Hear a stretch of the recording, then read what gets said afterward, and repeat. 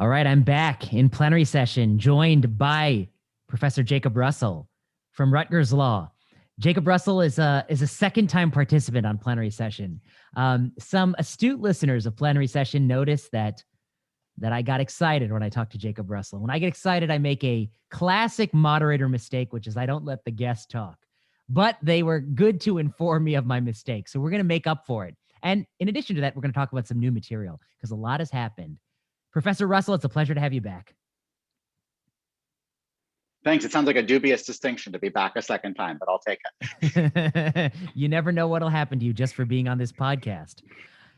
So, Professor Russell, why don't you start by telling us, now, what's the difference between information that I don't like, that I don't agree with, and disinformation? Because as far as I can tell, there's not much of a difference between those three online. Yeah, no, I think you're putting your finger on a question that I think is a lot harder. I think people don't take that question seriously enough. I think it's easy to say in the abstract, look, we've got a problem in society with too much misinformation. We've got a lot of fake news. I think there's sort of a genuine kind of good faith panic about the level of sort of complete disinformation that's infected our political system. And so we can talk about whether, first of all, whether that claim is even true. I mean, I think that's a thing that a lot of people believe in good faith, and there's, I think, debate about how true it is.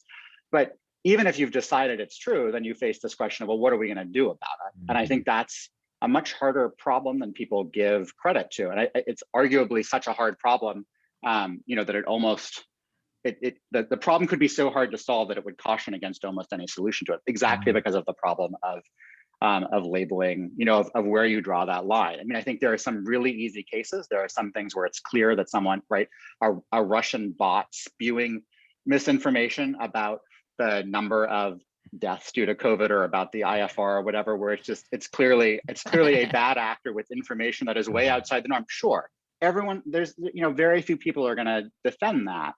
But that's not the case that we're usually dealing with. So the case that we're usually dealing with is, I think comes closer to that line between, is this someone who I profoundly disagree with, so much that I even genuinely think their ideas are dangerous, but it doesn't necessarily rise to the level of kind of, absolute disinformation that has no real basis in sort of free speech. And I think, people, I asked this to people a lot, and I rarely get a sort of satisfying, tangible answer of how you would draw that line. And you think about, I mean, a funny recent example that I've been, people say, well, you go with what the public health agencies say, but you think about the instances where the CDC and the WHO, so forget even the question of whether they're always right? A public health agency can be wrong. Just whether but they let's agree. say we accept that they're right. The CDC and the WHO have different views on certain things, right? The CDC age for mask wearing for children is 2. The WHO says essentially there are almost no circumstances, or there are very few circumstances that would warrant it under 5, and caution against mask usage under 5. Which one is, like, if you're just going to use the standard of, we'll go, right? If you're the Facebook fact checker and you say, I'm just going to defer to the public health agencies, how do you decide, right? The WHO, I think still, I haven't double checked this, but as of at least recently on their page of COVID myths, they actually say that they actively urge against wearing masks during exercise. The CDC has a different viewpoint. So, yes. Right. So which one do you go with? If you're just going with the sort of, oh, we're not going to get in the middle here, we're just going to defer to public health agencies. So this is it's such a challenging question that people don't take seriously. Jacob Russell, I just checked on that because I was complaining about it recently. Because the WHO says not to wear masks when you exercise. But the average person on the street, they say to wear them. Well, and I'll put my cards on the table.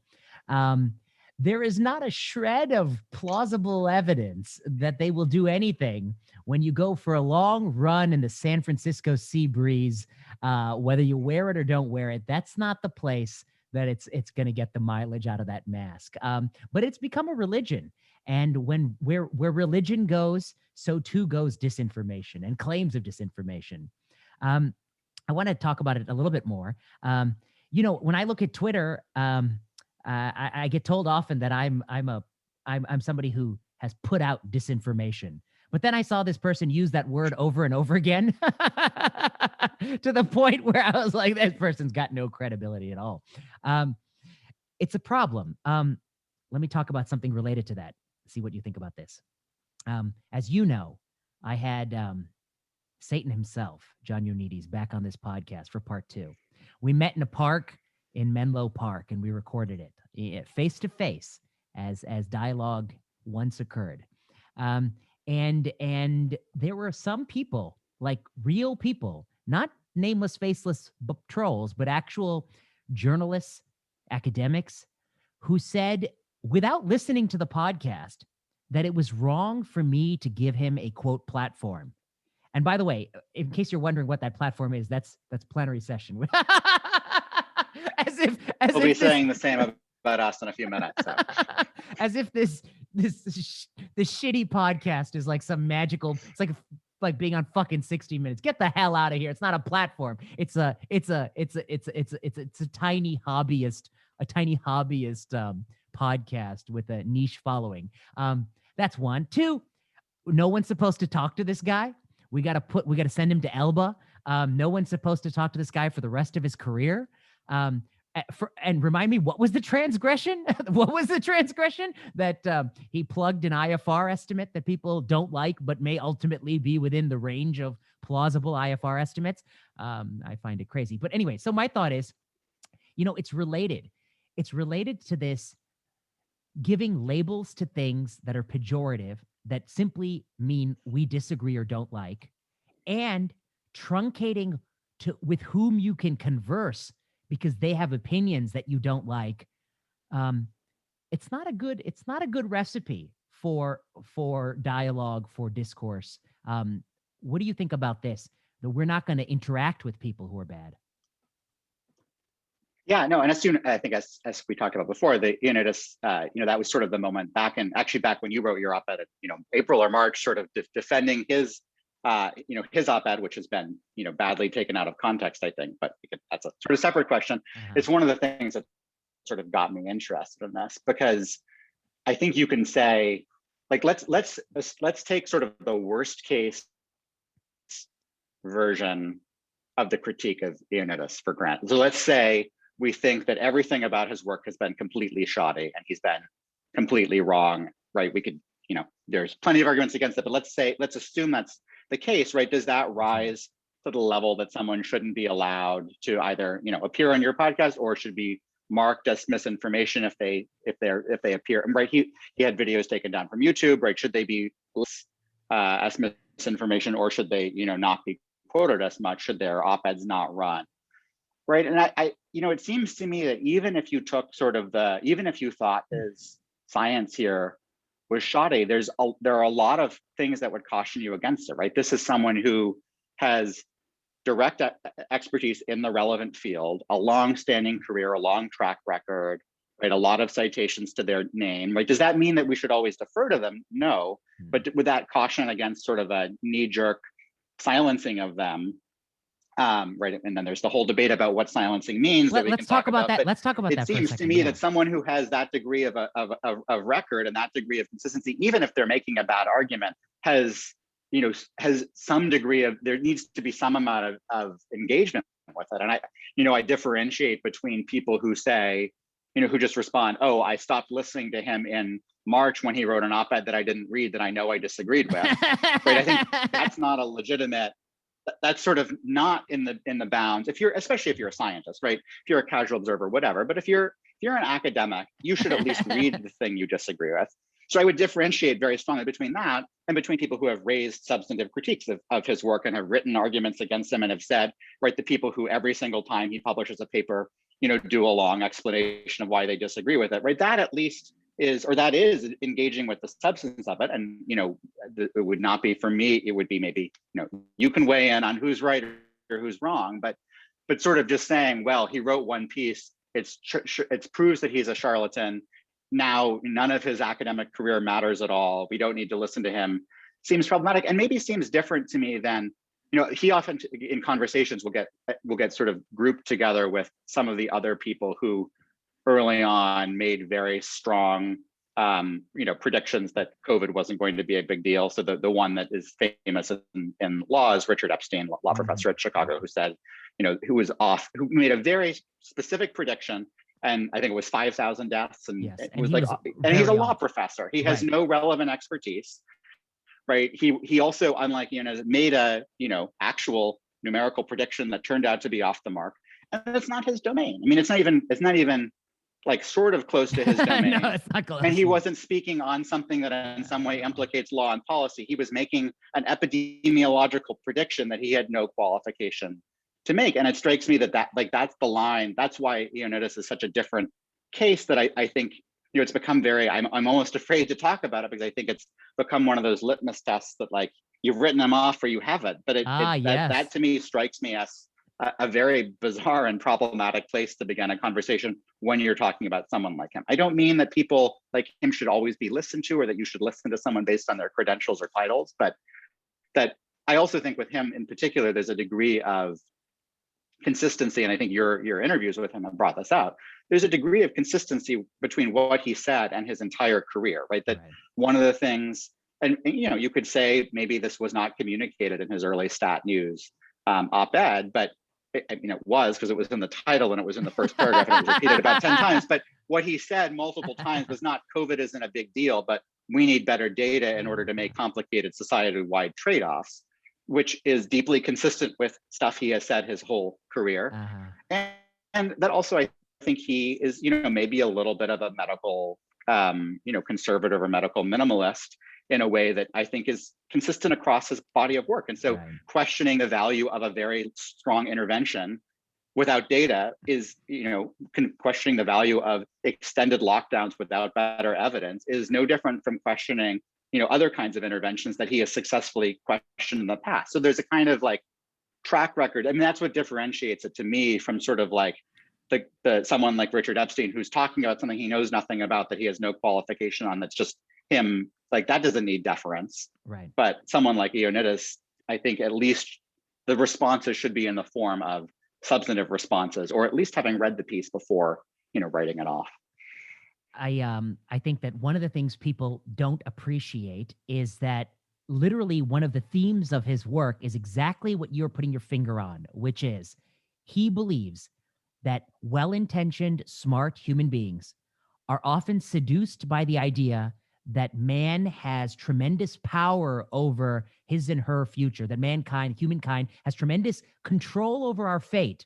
And we often do not have that control. Everything from screening to giving a drug, to giving a pill, to shutting down the world because you think you can contain a virus. He believes that you feel like that will work, but you often are wrong. And that's why you need data. It's a very consistent theme. He's always believed it. He's always going to believe it. 1,000 years from now, if an asteroid is hurtling to Earth and somebody says they're going to shoot a rocket into it and blow it up, he's going to say, we should remember there's a chance it won't blow up the way you think, and it's going to come and hit you in the face anyway. I mean, I guarantee you that's what he's going to say. The second thing I'll say is, if there was a rule in science that every time you said something that didn't happen, you're going to never talk to that person again. Well, you can start with Francis Collins and you can go down the list of all the power players, because they all made big promises that did not come true, my friend. They did not come true. Francis Collins said that by the year, I think it was 2015, if you gave a blood pressure medicine to someone, you're going to sequence their genome and give them a pill based on their genetic signature. That not only did not happen, it's not going to happen. It was proven wrong. Telling tall tales, that's 50% of being a scientist. In Ioannidis' case, I actually think he didn't do that. If anything, he did the opposite. But he really talked about uncertainty more than anything. But anyway, my question to you. Right. Well, and I think that's become a big problem, is that this sort of evaluating everything based on kind of hindsight bias, and in particular on cherry picking one, right? This person made one good prediction and therefore we should totally defer to them. This person made one bad prediction and we should write them off. I mean, it's not, there are ways. I think it is true that there should be some amount of calibration of, right, we should figure out, are people systematically right or wrong? There's a whole study of expert predictions that I think, has a value. But in the context of sort of a novel public policy issue, in the context of the pandemic, really what you want is a range of opinions, and what you want to be evaluating them on is not were they right later on, but it's what did they bring to the table at the time with the knowledge that they had. So did they bring sort of an appropriate level of certainty or doubt? So one of the differences, I think, between right, if you read the Unitas stat news piece, right, there's an incredible range, and you could argue that he emphasized the kind of good part of it too much, but he puts a very wide range in there. So he acknowledges an immense amount of uncertainty. And you contrast that with someone like Epstein, who had zero, whose error bound was zero. He knew he would be exactly 5,000 deaths, right? So have people acknowledge sort of what expertise they personally are bringing to bear? Is it something within their domain that they have some particular way of contributing? Have they framed the issue in some way that's helpful? Have they acknowledged sort of the counter arguments? Have they brought the right level of humility? Have they calibrated their uncertainty appropriately? I would much rather an expert who had calibrated their level of uncertainty quite well and said, I'm very uncertain about this, than someone who happened to, pick some random point in the middle and then later turns out to be correct, right? Probably that's the less good, they probably got lucky. You actually want someone who, right, I think across all kinds of fields of academic expertise, like the calibration of your level of uncertainty is almost as important as the sort of middle point of that estimate. Oh, there's a lot of people who are going to love you. This is literally what people say. Don't be a point estimologist. Be a confidence interval person. Talk about the range of plausible effects. Don't focus on one number. It's almost surely the case it's not that one number, but there's some range of uncertainty. I want to talk to you about something near and dear to my heart, myself, which is what happened to me. What happened to me? So you said something that caught my attention. You talked about reading what he wrote and using your own judgment to decide what he said. You see, that's an unusual skill set.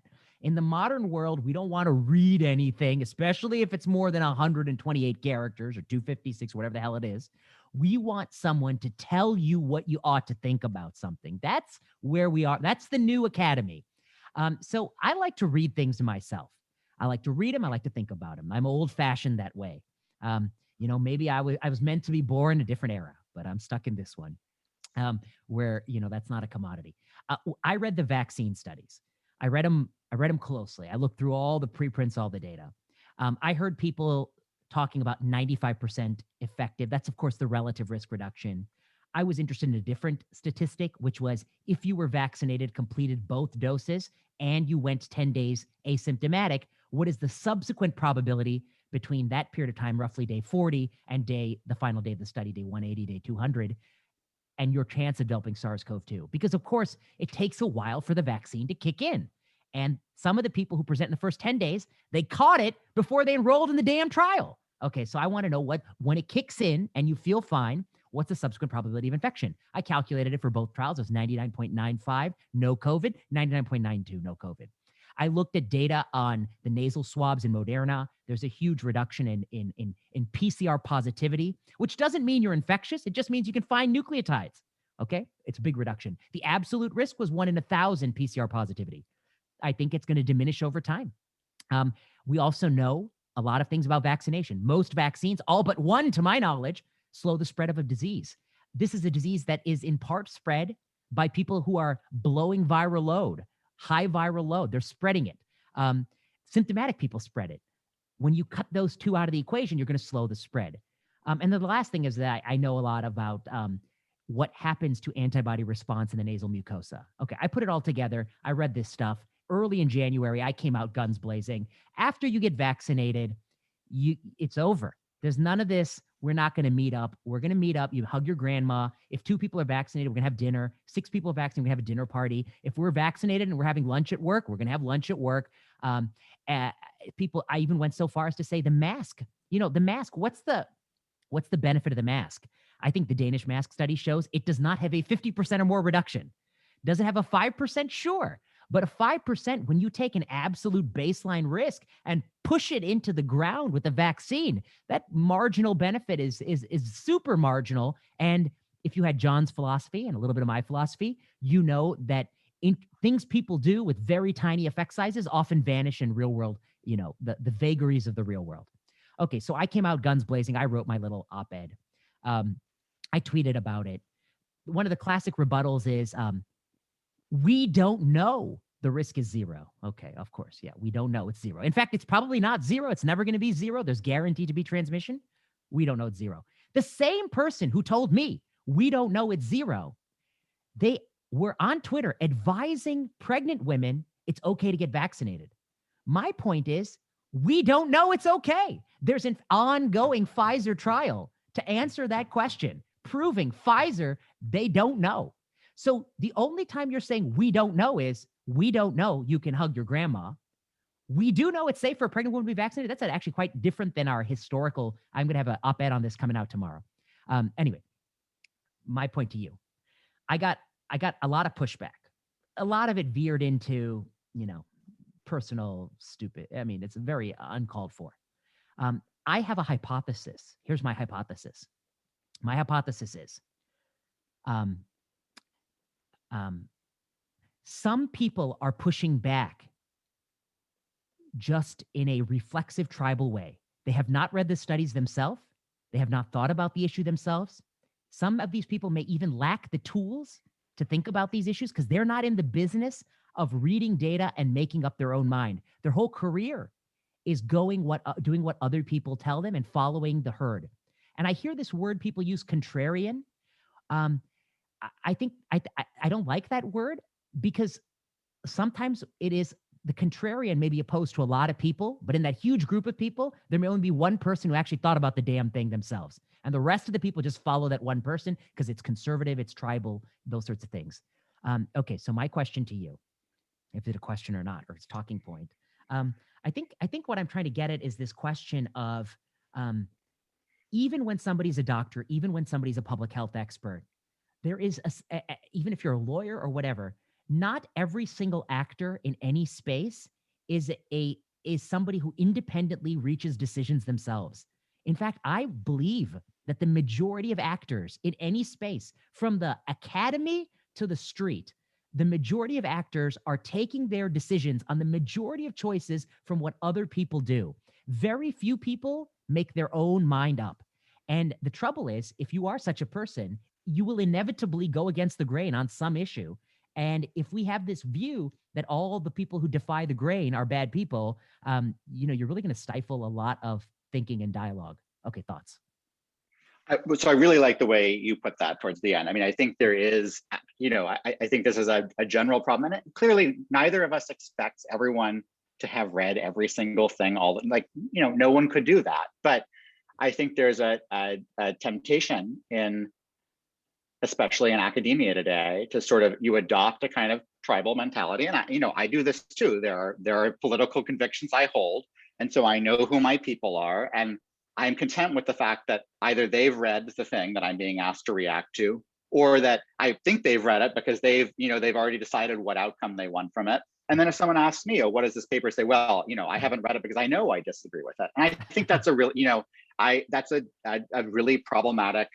I mean, it's fine in some contexts, right? Because we can't read everything. But when you're, say, giving a quote to the press, or the new version of that is Twitter, where everyone is trying to, be on Twitter to influence people and hopefully to get the press to listen to them, I think you have a much stronger ethical obligation, especially as an academic, to have read the thing that you're going to be talking about, to not just take the call from the reporter because you say, hey, this is vaguely in my wheelhouse, and I know what the right answer should be because I have a political or ideological conviction here. And so I will use whatever questions they have to sort of put that out. And I think that's, I think that always happened a little bit with being quoted, and we're all a little bit guilty of it. But I think Twitter has accelerated the rate at which people can do that, and their ability to sort of find a herd to be consistent with, and and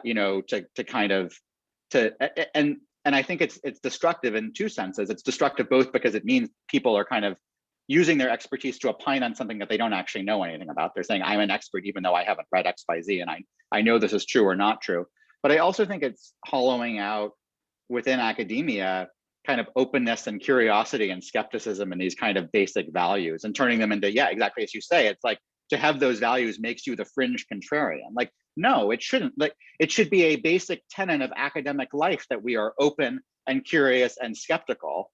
And I think about conversations I've had with colleagues where, I am like the last person to ever be an originalist, like both politically and intellectually. It is not a position that appeals to me for all sorts of reasons, You some mean of which are A quite Scalia personal and some of originalist? which are exactly right. Okay. And so that is not at all appealing to me.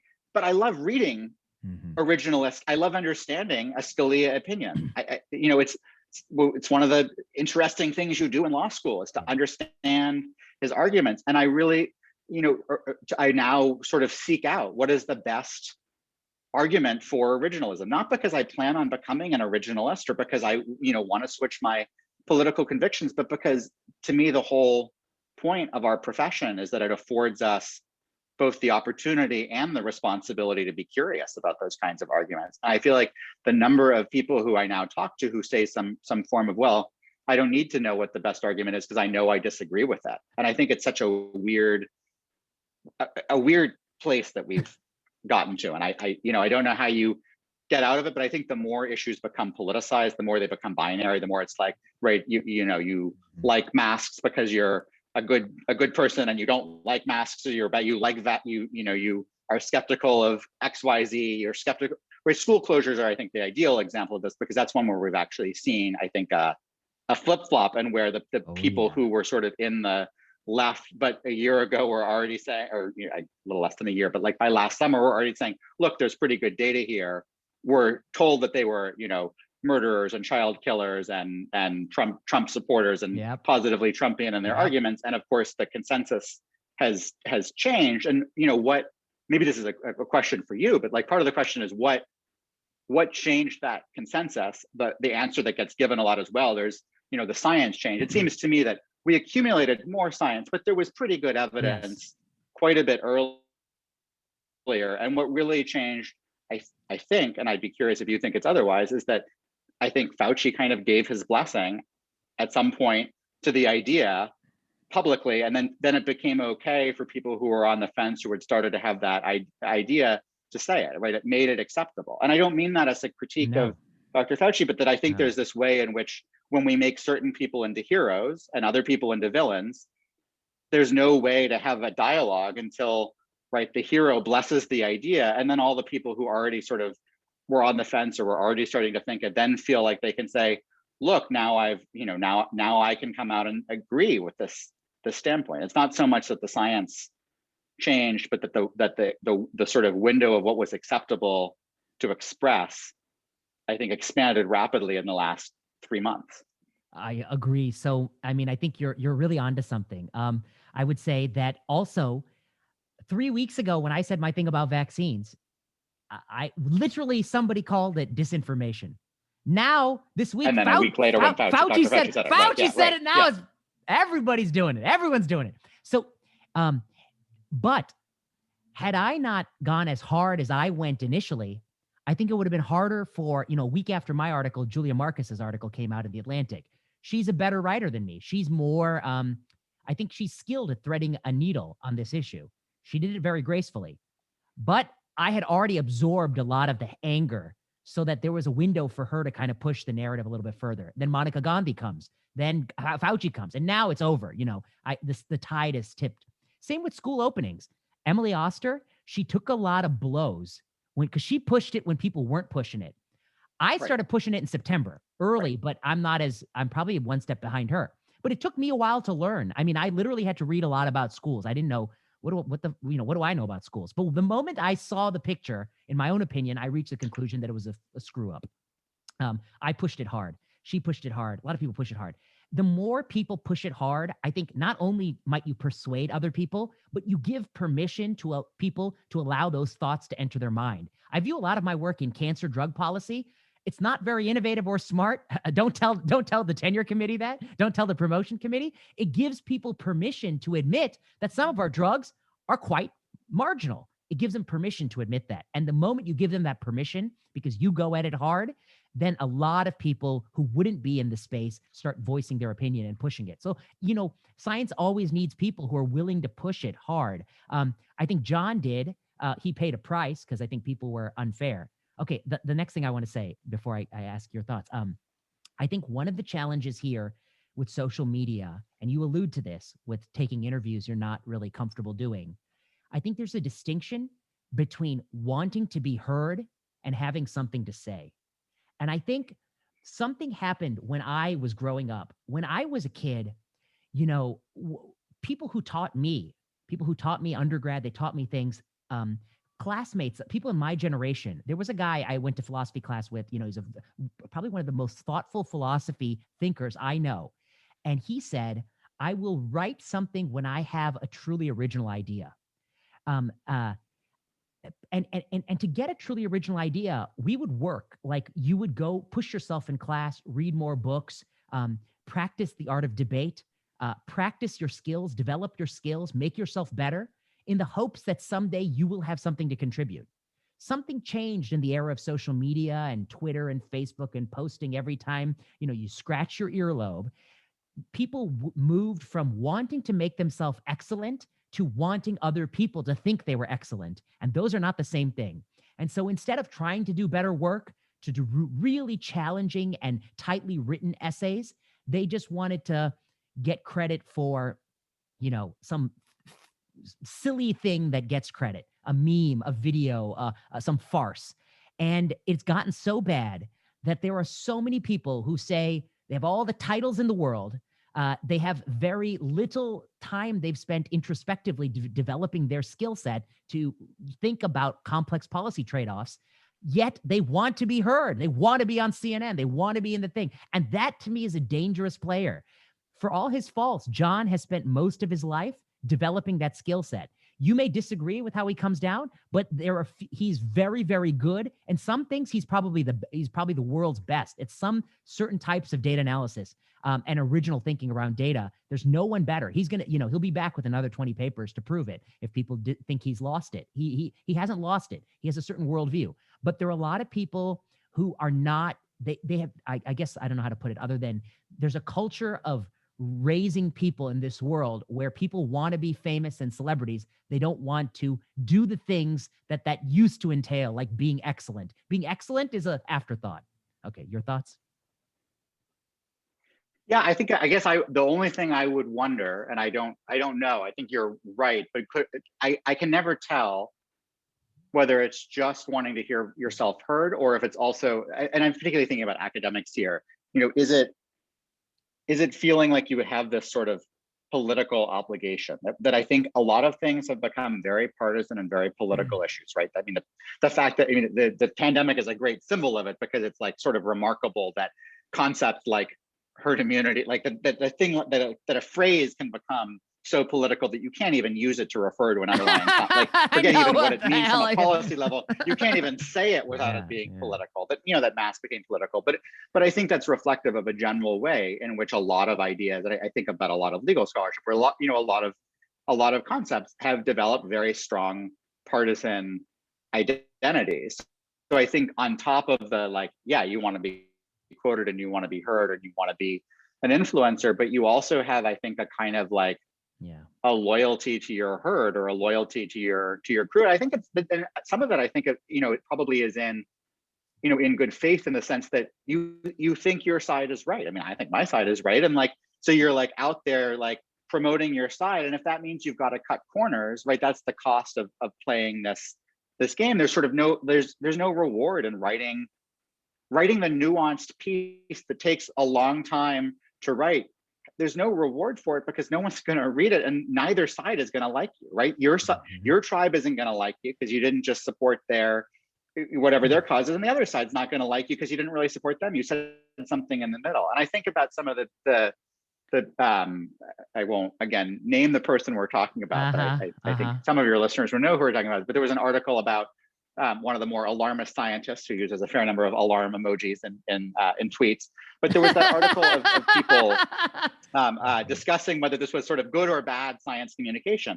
And I was struck by the number of scientists who haven't been like that, and, you know, have been more neutral, but saying, look, I'm going to defend that because he's on the right side. And so I don't care whether the you know, whether it's exaggerated or whether it's totally accurate, because it's getting the message out.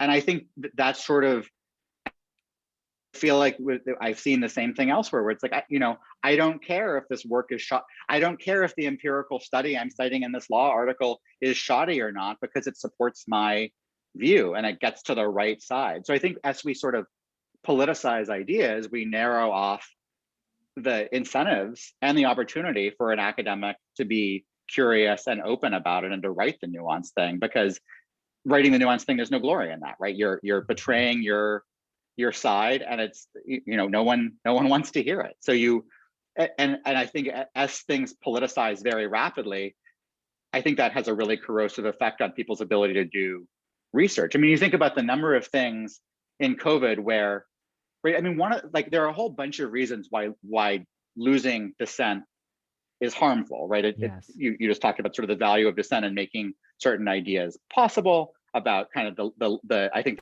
is the danger to the public of getting confused or of whiplash when they've been told with certainty X and then suddenly it reverses to Y, right? I mean, the public needs a calibration of uncertainty, but there's also, I think, the harm, within any field of academic research, that the sooner an idea gets politicized and the sooner, therefore, doubt kind of gets diminished, it becomes impossible to actually do any research. So we think about the number of topics in COVID that you basically couldn't study, because by the time you could study it, it was already they poisoned a bad the idea. It was already poisoned it. Yep. Right. And I think, there's the formal issue of needing equipoise to do a trial, but even just to write sort of a more informal, even to just voice a dissenting opinion, right? We've already decided. And I think one of the things about uncertainty is that, in a funny way that we were talking about vaccines and all the people saying, oh, we don't know what they, right?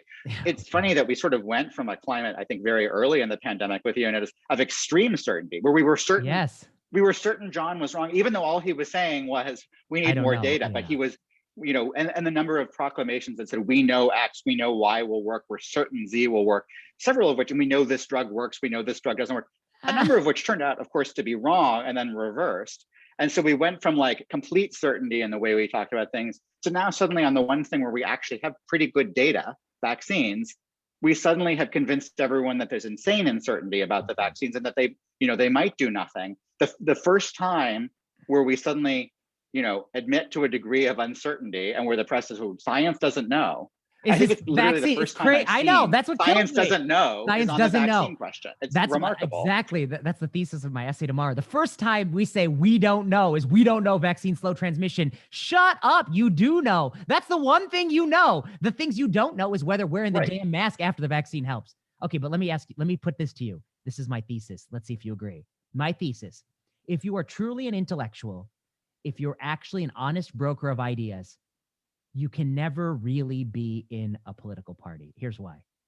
I identify on the political left because I believe in a lot of the things on the political left, but I have my own mind and I reach things myself. Here's the things that I disagree with them on. One, the U.S. Food and Drug Administration drug approval. We can talk left, right, all we want. You put a Republican in office or a Democrat in office, the FDA is almost identical.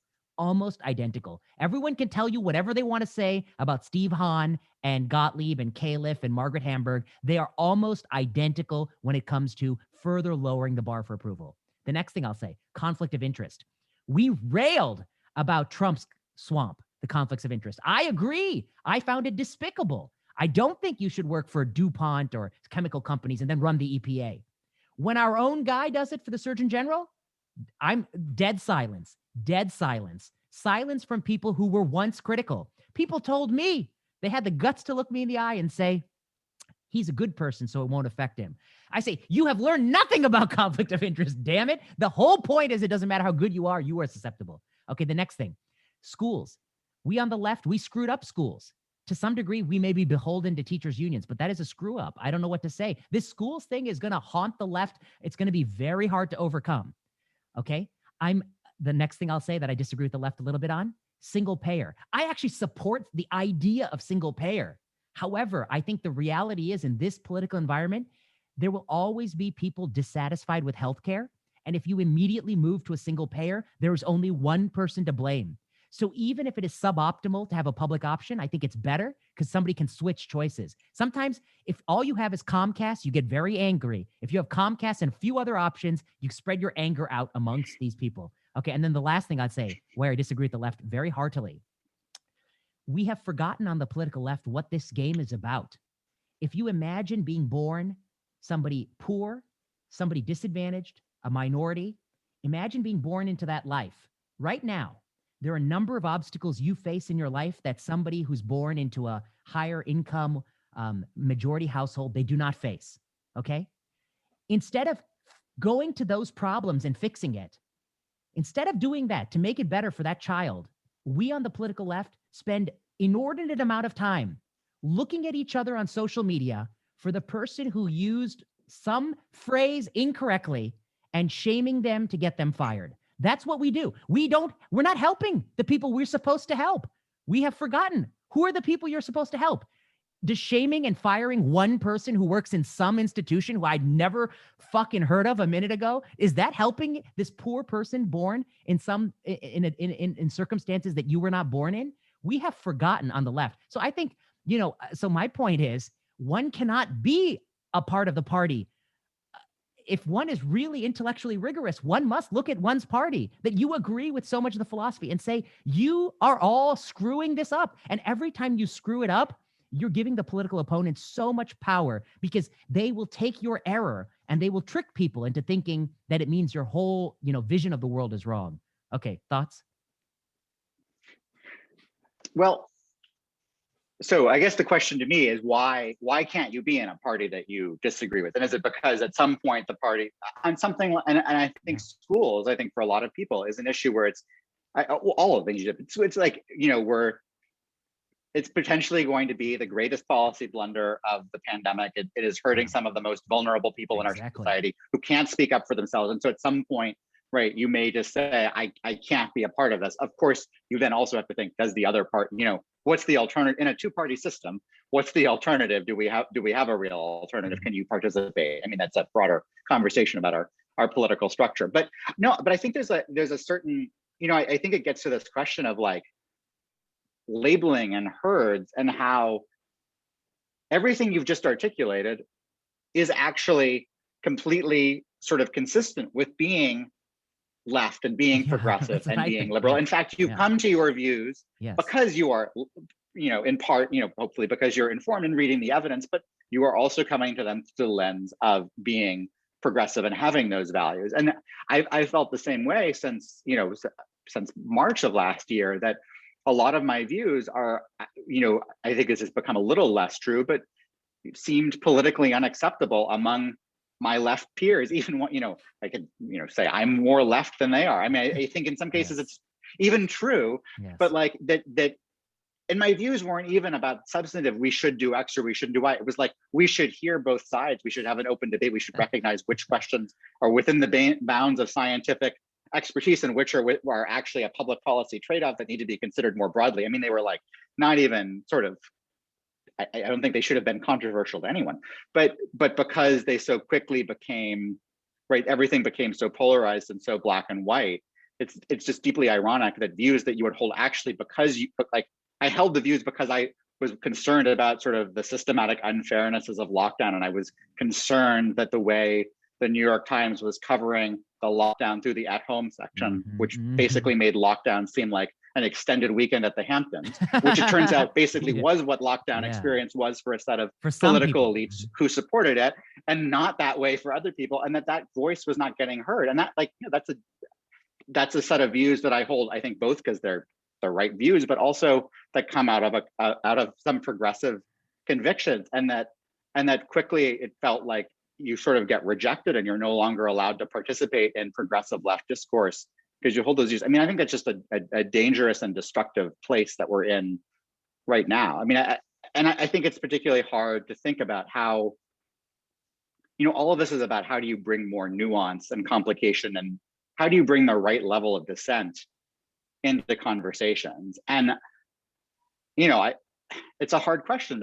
A colleague who I deeply respect, and I think he's one of the smartest people I know, but he once said, an academic can't ethically write an op-ed and can't ethically ever speak to the press, because doing those things requires that you oversimplify, and it's our job not to oversimplify. And you will never be allowed to make all of the points and engage all of the different counter arguments and engage all the sides in a short soundbite. So therefore, it is unethical as an academic to do it. And there's a part of me that says, yeah, I mean, he's actually like, he's right. There's a part of me that says, like, but that's crazy. I mean, there's sort of no, like, we also do need people to communicate in informed ways. We do need people to simplify. We do need people to enter these debates. And so the question is sort of, how do you maintain the right level of nuance without, you know, going to either extreme, where you either say, well, everything is sort of equal, you know, I'm not going to pick any side, or, you know, I'm only going to listen to my one strong. And we seem to have lost our ability to calibrate that level of nuance. And it's a hard, it's really hard problem. I mean, that's a genius. I have not heard somebody say that, but I find it very apt. I have shared that sentiment that in order to, you know, I guess I'll be honest with you. That's why I've been asked a few times to appear on these network TV, and I always say no, because I know I cannot go there and say it the way I want to say it. I just can't do it. They're going to cut me off, interrupt me. In fact, what we're doing right now, this is creating a new media where we can permit ourselves to not dumb it down. At least, you know, you dumb it down to my level, but no dumber. But preserve nuance, at least as we would talk in, you know, I think this would be similar to if we had a beer together. That's the level we're aiming at. And you know what? If people listen and they do not like the jargon, they don't comprehend, well, you know, change the channel. You know, but I think. But the trade-off, of course, is that most people are going to be more influenced by network news, right? I mean, the trade-off is that more public policy decisions are going to be made. I mean, I agree. You know, I feel the same way. I entered academia because I wanted to have this kind of conversation where I feel like I could say anything. We could change our minds. We could engage complicated debates. We're not trying to play gotcha. But at the same time, you think about, you know, where are people getting there? You know, how are views getting? How is the average American forming their views about, you know, how to calibrate their behavior around COVID, about whether to take the vaccine or not, about, you know, about whether schools are safe to return to? And, you know, unfortunately, we could prove them wrong with this episode, but probably most of them are not going to listen to this and use it to form their opinion, right? They're going to watch MSNBC or Fox, and they're getting a very distorted, you know, lens and a very distorted picture. And I don't know. It's a tough challenge because part of me wants to say, well, and I never want to participate in that, and I don't. But like on the other hand, someone's going to, and that's how I feel about. I mean, well, let me put it to you this way: one of the problems on the left, it links two of these things, which is not wanting to debate, not wanting to speak to John Ioannidis. That's in part motivated because people, I think, genuinely think that his views are harmful, but it's also in part motivated by a fear that he is not someone to be trifled with. He is a thoughtful person. You get yourself up on a stage against him and you start to say something like he's killing people, you might be surprised if he wins over the audience. You might be surprised if he makes you look like a fool, because he is not someone to be trifled with. I'm not the best debater, but I'm better than some. And I've been invited to many debates when the other person hears that I'm debating, they don't do it. Because you know what? In a live debate, I'm not half bad. Especially, I can chop you down if you say anything that I think is not rigorous or proven by science. Okay. It's linked to the other thing I was talking about, which is people want to be heard. They don't want to make themselves better. If you have an internal compass that tells you want to spend all your time on Twitter doing some foolishness, and not actually do the work behind the scenes of like writing a paper, getting it through peer review, trying to build a data set, trying to answer some questions, you don't develop the skill set to argue with a guy like John. And so then it's so much easier to have a new moral value that you can't talk to people who disagree with you because it spares you the embarrassment of having your ass handed to you. So I think that is, I mean, another tension in this space is, I don't know what happened to liberalism. Liberalism to me never meant not aspiring to be excellent, and I fear to some degree it has lost some of that. Yeah, no, and I think fear is right, but I think some of it. I mean, I think there's also, it's like a fear. I think there's almost a deeper fear that, like, on some level, people are uncertain about their own ideas, and they don't want to be confronted by that uncertainty, and they don't like the idea of uncertainty, and they think it's weak to be uncertain. And one of the things that John says a lot, and you could say maybe maybe it's just a little bit of a pose, but I he says it so much. Like he says, I don't know all the time. These are things I don't know. I can't answer this. I don't know. And I think a lot of people don't want to say that, and then have formed a view that they now associate with once it becomes politicized, right? They associate it.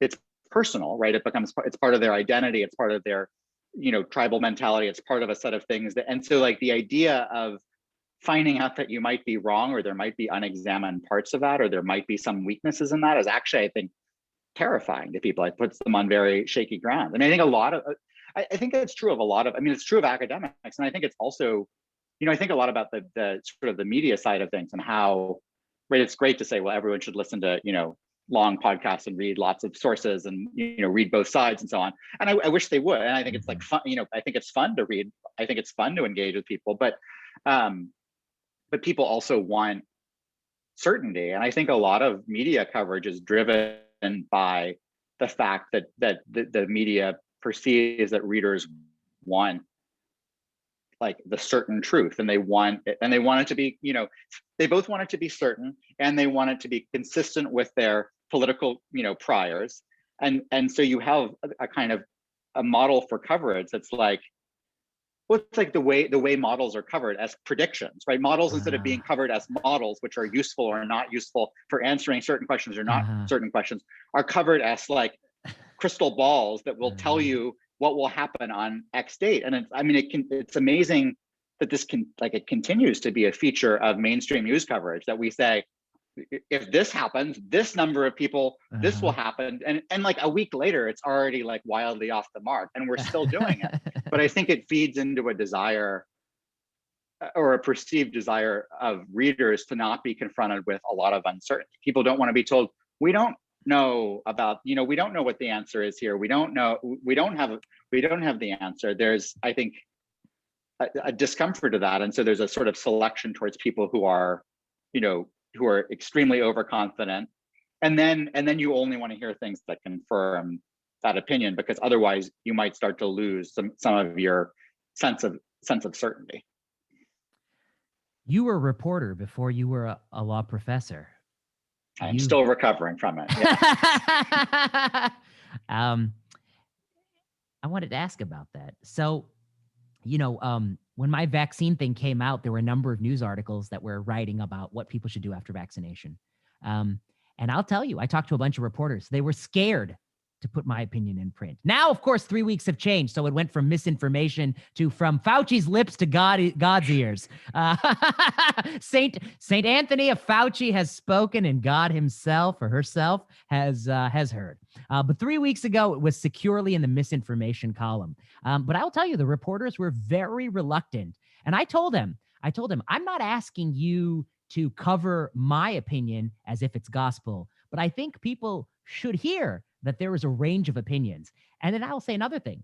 When it comes to counseling people about what they can do after a vaccine, not only do I have the experience of doing a lot of work with medical research, I literally worked on a bone marrow transplant floor for 5 years, where that is literally one of the most common questions people ask, which is, after this thing that makes me vulnerable, what can I do with my loved ones? And the answer was never live in a bubble and do nothing. That was not the answer.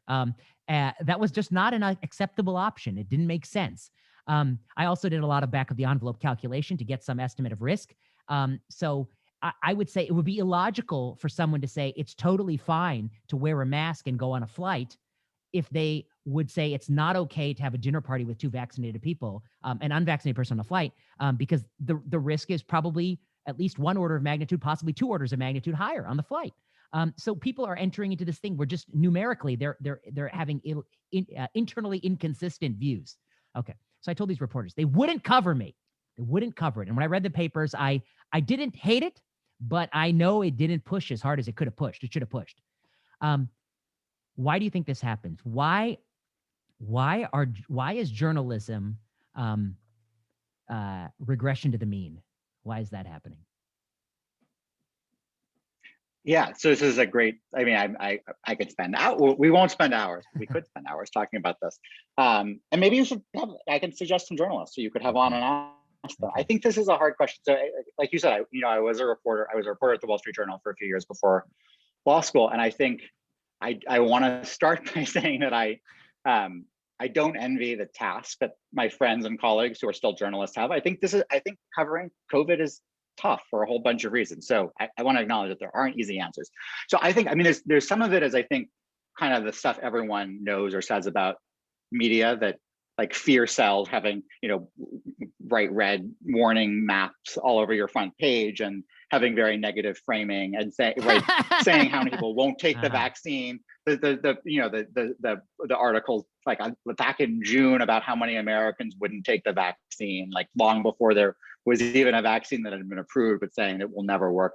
I think the negative framing, that sells us, and it's hard to also cover sort of nuance and detail. I think that that stuff is true, but I actually think that's not the driver. I think a lot of it is, I think it's exactly what you experienced in talking to these reporters. It's a good faith fear on their part that they're going to cover science like a tennis match, and they're going to sort of give voice to the wrong side. And I think it's a lesson that partly comes out of, or especially comes out of, what the media learned from coverage of climate change. I think there's a sense, and I think this is something that people still talk about all the time, that climate change was covered as an issue where half the scientists thought one thing and half the scientists thought the other thing, because you would get one quote from someone who believed in climate change and one from someone who didn't believe in it.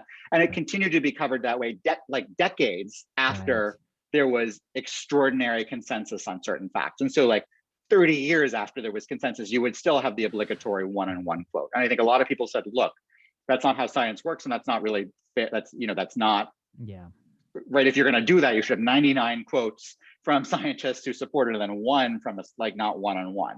So this fear of false balance.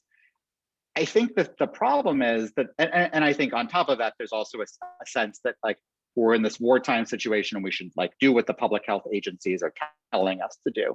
I think that the problem, of course, as you know, is that COVID is not climate change, right? We don't have decades of research on it. And a lot of the questions are not, I think there's been this confusion of sort of what is and isn't a scientific question. Questions about risk trade-offs are usually actually not science questions, right? Science can inform you about what the relative risk is. Science can tell you if you do X, maybe, right? Maybe studies can tell you if you do X, Y, and Z, here is some set of probabilistic estimates of what might happen. Right. Otherwise, here's what might happen, right? But how we as a society choose to prioritize those risks, how we choose to weigh trade-offs, how we choose to decide what's important between schools and air travel and business and socializing and so on, are not scientific questions. They're incredibly complicated, personal questions. And I think that somehow, I think the early coverage of the pandemic, I think this has continued, forgot that or didn't see that. And I think that's why we had, I think about what did the media truly get wrong in early COVID coverage, and it's not necessarily even the science coverage, it's the absence of coverage of other trade-offs. It's the fact that it took a really long time before anyone was willing to write about the harms of having school closures, or to write about problems that working mothers would drop out of the job force, but that they would have differential impacts on the rich and the poor and so on. It took months longer. That should have been alongside the scientific coverage on day one. That should have been there, and it wasn't. And that I think, with love and respect for my friends in the media, I think that was a failure. The first failure was from January to March. All they said was, flu is way worse than COVID, get your flu shot. And then it was all. And then I think that sort of contributed. That, I think there was I feel like there was a sense of guilt that people had about that. They were oh my God, we are at fault. We stopped the US from responding rationally, which I think was, maybe they were, but whatever, no one knew necessarily. I think they overlearned from that, and they're well, from now on, we screwed that up, but from now on, we're just going to do what science says. But the problem is, science doesn't speak with one voice. There's not one science that can tell you X, Y, and Z. There are things that are probably outside the bounds of scientific consensus and things that are more in it, but we're not, especially early in a novel thing, that bound is going to be pretty wide. Right. But the part that never made sense was sort of forgetting the core competency of journalists to tell other stories of sort of harms from lockdown. Or another example of something where I think journalists have just, I think another way of thinking about the dissent issue is not even that it's like, in a story about vaccines, we need 4 quotes from people who think you should hug grandparents and 4 from people who think you shouldn't. Sure. But it's also about trying to understand why people who are qualified and smart and in their domain of expertise and with credentials and a track record have such different views. And I feel like we never, like,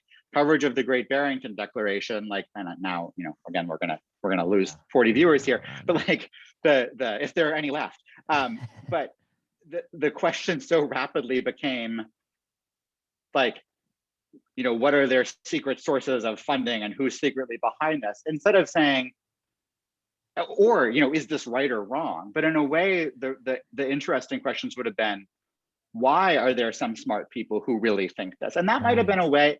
I can see the concern that you don't want to say something. You don't want to say, on the one hand, some people think this, on the other hand, others think this. If you're afraid of that, you could still write a story saying, here's why Ioannidis thinks the things he thinks. Here's how it's consistent with his career. Here's how he's come to it in good faith. People still think it's wrong, right? There are ways journalists can cover. I think of it sort of like coverage of, like, if you want to totally politicize it, it's like coverage after Trump won. There was the sense that the media had sort of let us down by not figuring out, why people voted for him. And that a core competency of the media is to go out and talk to people and get stories about what it is that led you to vote for Trump. And you can do that story without endorsing Trump, right? I mean, it's like, it's such an obvious journalistic idea that you can go talk to a voter, you can tell a nice story that humanizes them and allows people to understand it. I mean, this is sort of what someone like Julia Marcus did so well with people, like in her articles talking about why people won't wear masks, rather than starting from the, like, their evil assumption. She tried to figure out why and talked about it. And that's like, that's the strength of journalists. And it's like, they've just chosen completely to not do that when it comes to scientific dissent. And that to me is the thing where I won't, the science and fear and nuance part, that's hard, but it's the sort of failing to do the core competencies of journalism that really sort of to tell those stories that I think really troubles me. And instead to do the kind of life, like, here are, 8 great things you can do at home in your vacation home in the pen. Here's what to do with your 14th room that you don't know what to do with during the pandemic. I know. Right? I think that's. Oh, that's well put. I mean, here's what to do with that, the little accessory dwelling unit you've added to your house, and a new recipe for mushrooms you grew in your own forest. I was thinking the only thing this whole pandemic that is as settled science as climate change has been that mannequin study of double masking. They waited a whole year, a whole year. They waited to put 2 masks on that mannequin. They waited. That is that gaslighting? I mean, I really wondered. Career making study. Yeah. I wondered why the hell is the first time I'm hearing about this damn double mask 1 year into this. And then I was like, well, surely it took a year for that multi-armed randomized trial they ran. And then I go and find that they just wrapped up this rubber. There were shortages and the shortage on the double mask took them a whole damn year. I mean, I don't know what to say. And it would be one thing if they just published it, but they press released it and they're on TV. Whew. All no, right. And it's like, I think, I mean, on the science, I said I'd give it a free pass in science. I wouldn't on that either, because in a way, it's like watching all of the sort of worst warning signs of media coverage of science, the sort of like slow, like, red wine extends your life by 30 years. A year later, you got red wine kills you if you drink more than 1 glass a month. The next year, you got red wine actually prevents cancer. The next year, red wine causes cancer, right? The sort of like the amplification of one study to prove a point.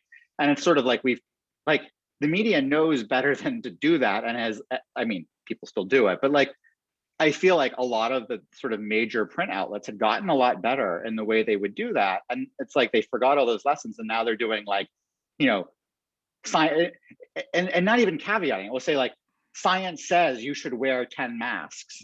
And then you get like 50% down the story, and it's like, according to one preprint where we, put 2 masks on a mannequin. And it's like, the headline is so disconnected from the headline, which is science says, here's what experts say. We talked to 45 experts, and, here are their tips for better hand washing. And there's just not like the unwillingness to kind of calibrate. I mean, and I get that it's hard. There's a lot of information to consume, and the average reader doesn't want to know, like, what's the difference between a study and a preprint, and what's the difference between a randomized controlled trial and a mod. Like, they don't want to know that, but it is journalists' job to provide some degree of context. And I think there's really been there's been a deeply strong systematic bias towards, for instance, presenting modeling results, some of which don't even want to be presented as, the good ones never want to be presented as predictions, but presenting them as predictions rather than, and I get it's hard, and you can't say in a newspaper article, a model is meant to help simplify reality so you can understand it and think about assumptions.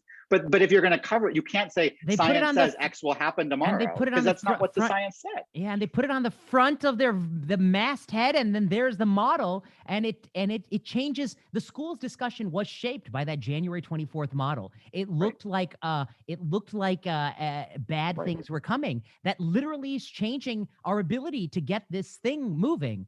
I don't know what to say. And it was wrong within a week. I don't know. How could it be wrong so quickly? That's what I wondered. I was like, how is it already wrong? How is it already? It was already wrong the time the print issue appeared on the front porch. I don't know what to say. Yeah, it's such. And then when we have had randomized control trials, I feel like they've been reported very modestly. I mean, some of the early drugs, like there was no. I mean, you've talked about this quite a bit, or even the coverage of. I dare not talk about the coverage of the Danish mask study, but it was covered in such a silly way. Like, according to this, you don't have to cover it, but if you're going to cover it, don't put a headline that says the opposite of what it says on. Like, it was just a very bizarre, Jacob, mode of coverage that I think, I had to laugh when, there are a few people who I don't fully agree with, but they're a little too critical of masks. But this one person said, a 6,000 person randomized trial finds masks no benefits. And they're like, media, this is a flawed study, very inconclusive, can't draw conclusions, don't put too much stock in Danish mask study. It would have worked if they had done this. And then it was like, one rubber mannequin study shows 2 masks help. This is science says. Science says rubber mannequin study shows 2 masks. I was like, what is going on? There's got to be some consistency. Okay. Well, I'll give you the last word. I enjoyed our discussion. It's an extreme miscalibration of the level of evidence. Yeah. Same with the pregnant women. Sorry, I missed that. No, sorry. I guess I'd say this. The same with the pregnant women. We know more. There is more data right now that masks slow the spread than that vaccination. Sorry, there's more data right now that vaccination slows the spread than whether or not the safety benefit profile is favorable in pregnant women. That's why the WHO currently, they used to advise against it. Now they do not advise for it. They've softened their recommendation. This is where we are right now. And yet the same person who will push back saying we do not know for sure that vaccines slow spread will also advocate that a pregnant woman get vaccinated with lesser evidence.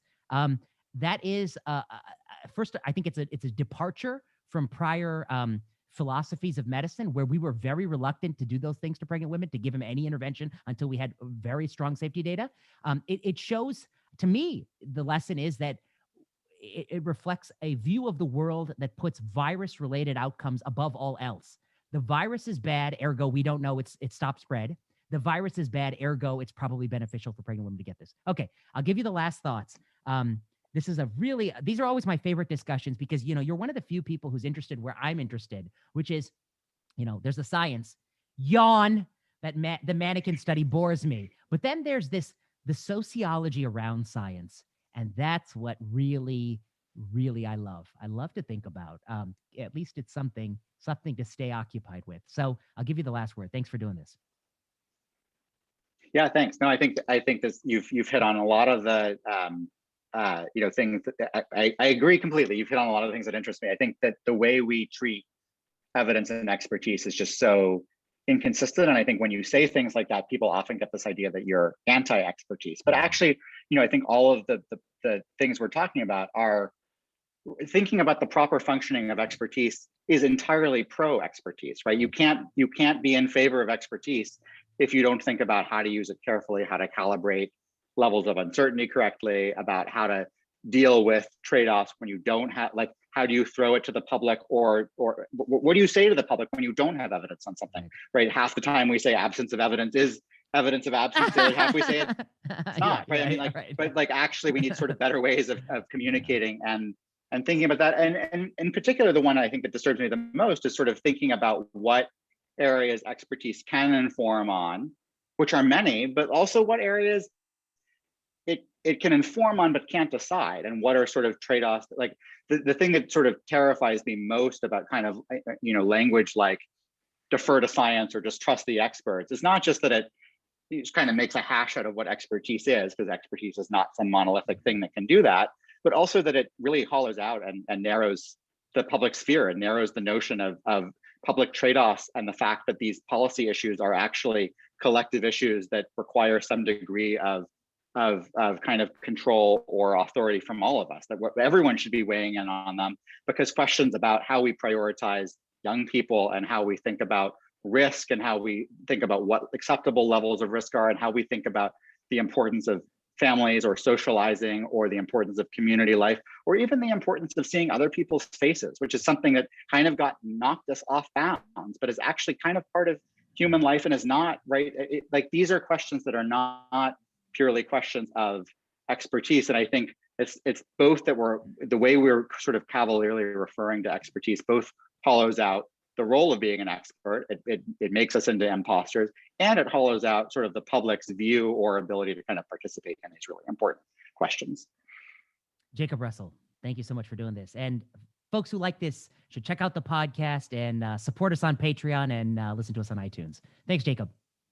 Thank you. It's great.